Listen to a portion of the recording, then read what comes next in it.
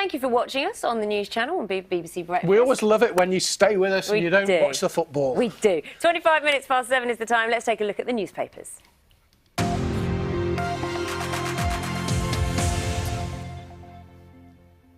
We've got a debut on the breakfast sofa this morning. Dan Hughes, he's a specialist in handling negotiations. He's going to tell us what's caught his eye. Morning. We'll talk to Dan. Morning. Morning, Dan. Morning. We'll talk to Dan in just a minute. First of all, let's have a canter through the front pages this morning.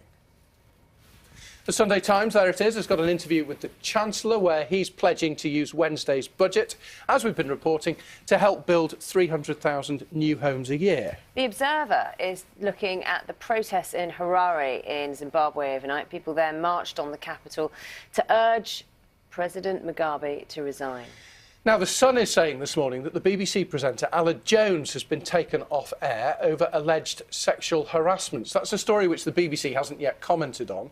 A spokesperson for the presenter, though, has denied any inappropriate contact, but apologised for what it calls juvenile behaviour.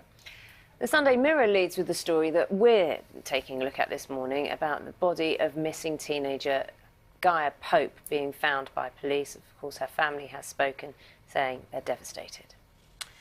Right, let's get into the papers then. Dan is with us. It's interesting to get your take on this because you are a trained negotiator. You train other people in negotiations. That's I know right. You've trained some of the civil servants who are now negotiating the whole Brexit deal. But there's this story in the Mail which shines an interesting light on it the whole does, process. and I can't be here and not talk about these negotiations. And every paper's got this morning something about Brexit, but the interesting angle that they're looking at here is... This is the Mail. In the Mail is the letter that was recently sent by Johnson and Gove to the Prime Minister and possibly sidelining all the way it's been portrayed Davis, and he's not very happy about it.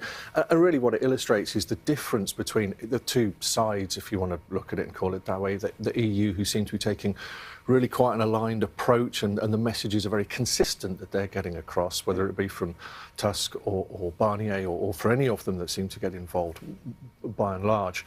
Whereas it just shows the complexity on the UK side, and that they've perhaps got to fight battles at every turn. So it's a difficult job that anyone would have to do. And as an expert negotiator looking at this whole process, I know the answer to this question, but I have to ask it: who's getting it right, them or us?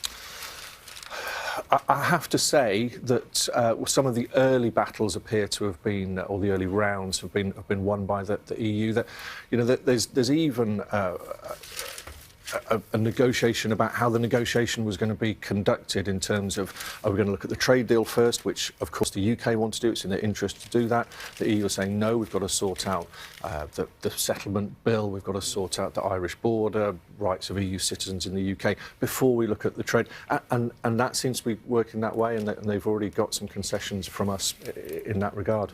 Budget coming up this week. We're talking about a lot of stuff, and this is something that everyone is very frustrated about. Paying through the nose for parking when you're going to hospital. Yeah, and again, it's in every paper that there's something about the budget, as you'd expect this morning.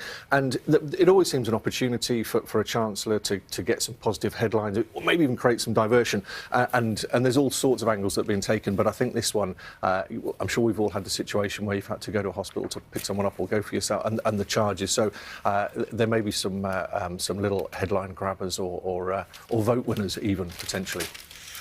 You are obviously a cricket fan, I presume, by the fact you've chosen this story. I am. The heat is on. The Ashes, of course, start this week. This is inside the Sunday Times. It starts this week. It's partly about the Ashes. In fact, for me, this is about something else. And I love this story and the angle.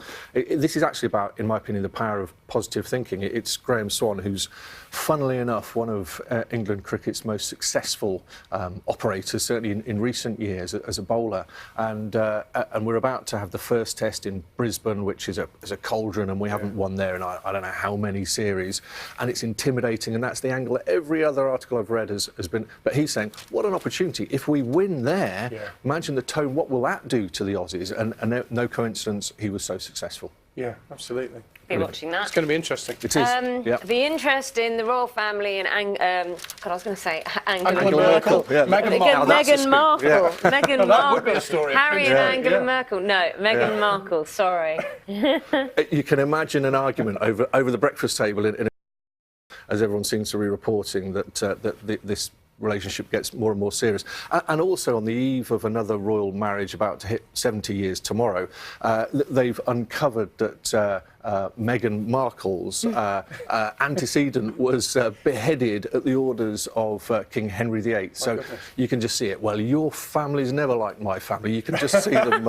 She already has royal connections. Well, exactly. Yeah, maybe not the ones she With wants. a sharp blade. Yeah, no, exactly right. So they'd never argue. Harry and Angela Merkel would never have argued like that, would they? Angela Merkel. A marriage made in heaven. We're going to see you again in an great to hour. see you. Thanks very much. Thank you.